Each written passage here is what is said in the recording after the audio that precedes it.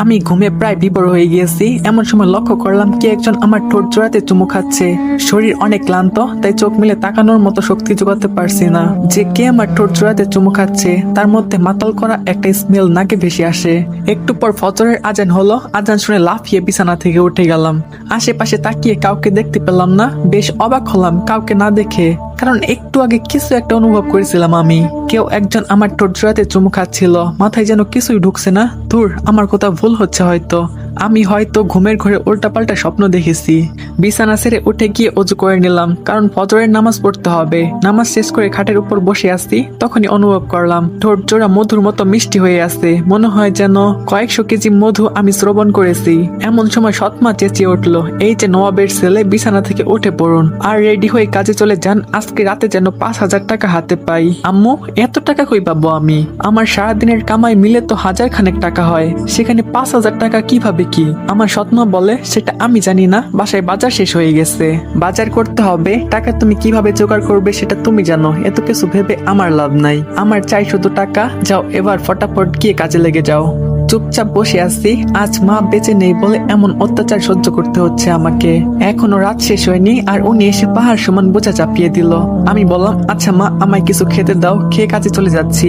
সৎমা বলে, খাবার মতো কোনো কিছু নাই ঘরে, আর থাকলেও সেটা আমার আর আমার মেয়ের জন্য, না খেয়ে কাজে চলে যাও। রাতে এসে 5,000 টাকা বুঝিয়ে দেবে, তারপরে তোমার কপালে খাবার জুটবে। সৎমার কথা শুনে চোখ জোড়া ঘোলাটে হয়ে আসে। আসলেই মা আর সৎমার মধ্যে আকাশ পাতাল ব্যবধান। সারাটা দিন কুলির মতো খাটুনি করব, কিন্তু তাও দিন শেষে সুখ জিনিসটা কপালে জুটবে না। না খেয়ে রাতের শেষ পাকে বেরিয়ে পড়লাম কাজের জন্য। স্টেশনের দিকে হাঁটা দিয়েছি। যেতে যেতে আসন পরিচিত হই। আমার নাম তো সকলেই জানেন, নতুন করে বললাম না কিছুই। পড়ালেখা ইন্টার পর্যন্ত করার সুযোগ হয়েছে। পরে সৎমায়ের কারণে বাবা আমার পড়ালেখা অফ করে দেয়। পরিবার বলতে তেমন কেউ নেই। সৎমা আর বাবা আর সৎমায়ের একটা বোন আছে, নাম সামিয়া। বাকি সমস্ত কিছু গল্পের সাথে থাকলেই জেনে যাবেন। স্টেশনে গিয়ে দেখি কেউ নাই, চুপচাপ বসে আছি। কি করব, কিভাবে রাতের মধ্যে 5,000 টাকা জোগাড় করব?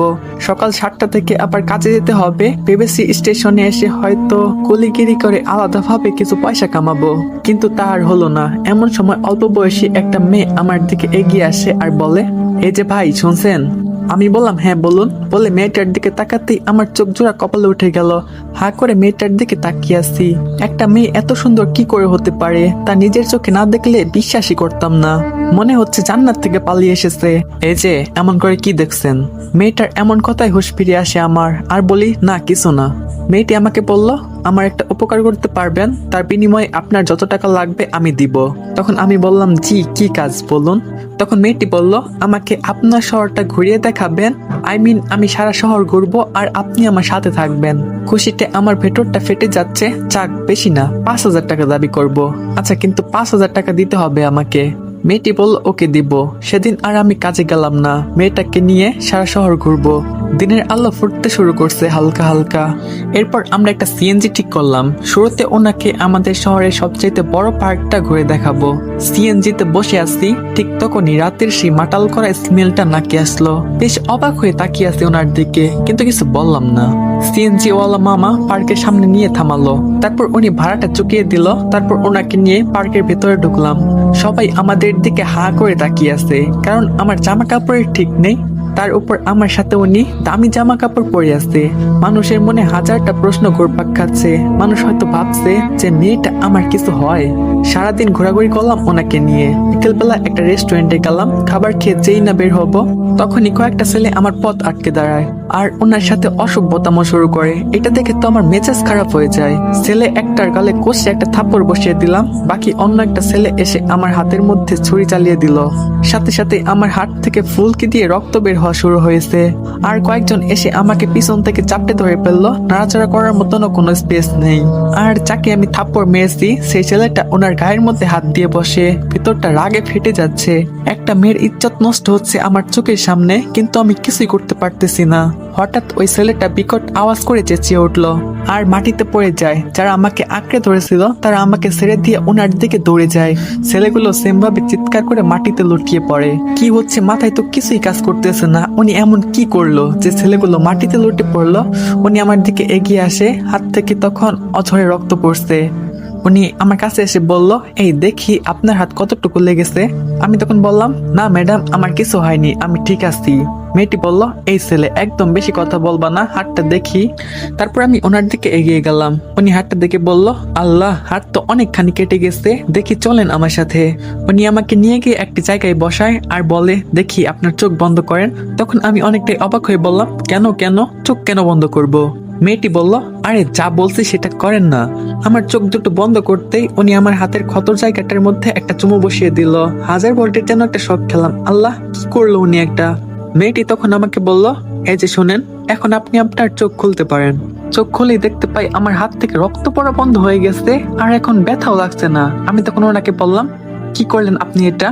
মেয়েটি তখন আমাকে বলল, যা করার করেছি, সেটা আপনার না জানলেও চলবে, এখন চলেন। তারপর আমি বললাম, আচ্ছা চলেন। তারপর ওনাকে নিয়ে আবার গাড়িতে উঠে পড়লাম। মেয়েটি তখন আমাকে বলল, শোনেন, বাসায় গিয়ে রেস্ট করবেন, আর এই যে খামটা নিন, বাসায় গিয়ে খুলবেন। উনি আমার বাসার সামনে নামিয়ে দিয়ে চলে গেল। অবাক হয়ে তাকিয়ে আছি ওনার চলে যাওয়ার দিকে। মানুষটা খুব ভালো, কিন্তু কে উনি, কি বা তার পরিচয়, কোথায় থাকে, নাম কি, কিছুই জানা হলো না আমার। সারাদিন কোনো এক মহিরের মধ্যে দিন পার হয়ে গেল। মাগরিব হয়ে এসেছে প্রায়। বাসায় ঢুকতেই সৎমার চেঁচামেচি শুরু। এই, তুই এত আগে বাড়িতে কেন এসেছিস? তখন আমি বললাম, আমার আজকে শরীর ভালো না, তাই চলে এসেছি। আমার টাকা এনেছিস? তখন আমি বললাম, না, জোগাড় হয়নি। নবাব চাঁদা, আজকে শুধু খেতে আসিস তুই, তোর খাওয়া সব বন্ধ। রুমে এসে বসে আসছি, ওনার দেওয়া খামটা পকেট থেকে বের করে খুললাম। খামটা আমি যেই খুললাম, আমার চোখ জোড়া কপালে উঠে গেল। 1000 টাকার নোট সব কয়টা, কম হলেও 50,000 তো হবেই। সেখান থেকে আমি 10,000 টাকা নিয়ে সৎমায়ের কাছে চলে গেলাম। গিয়ে সোজা ওনার মুখের উপরে টাকাগুলো ছুঁড়ে মারলাম। ধরেন আপনার টাকা, 5,000 চেয়েছিলেন, 10,000 দিছি। আর একটা কথা মাথায় রাখবেন, আপনি কোনোদিন কারো মা হওয়ার যোগ্যতা রাখেন না। যে মা টাকার জন্য সন্তানকে খাবার দেয় না, সে মা নামে কলঙ্ক। বলে রুম থেকে বের হয়ে আসলাম। ছাদের উপরে দাঁড়িয়ে আছি, এমন সময় আব্বু এসে শাসিয়ে গেল, যে মার সাথে বেয়াদবি কেন করেছি, নেক্সট টাইম করলে আমাকে ঘর ছাড়া করবে। হাই কপাল আমার, বাবা আমার দুঃখ বুঝলো না, সবাই খালি নিজের মতন করে চাপিয়ে দিয়ে চলে যায়। রাতের খাবার খেলাম না, বাবার কথা শুনে আর খাওয়ারও ইচ্ছে নেই। রাত 2টা বাজে, চোখ বুজে শুয়ে আসছি, ঘুম আসছে না। এমন সময় কিছু একটা অনুভব করলাম। চোখ হালকা মেলতেই দেখি একটা ছায়া মূর্তি আমার পাশে এসে বসে আছে। এটা দেখে তো বুকের মধ্যে ধুপধুপানি শুরু হয়ে যায়। ছায়া মূর্তিটা বসা থেকে ওঠে, আমার শরীরটাকে নিজের দখলে করে নিল, আমার উপরে শুয়ে ঠোঁট জোড়া নিজের দখলে করে নিয়েছে। তার মানে আমি গতকাল কোনো স্বপ্ন দেখছিলাম না, সবটা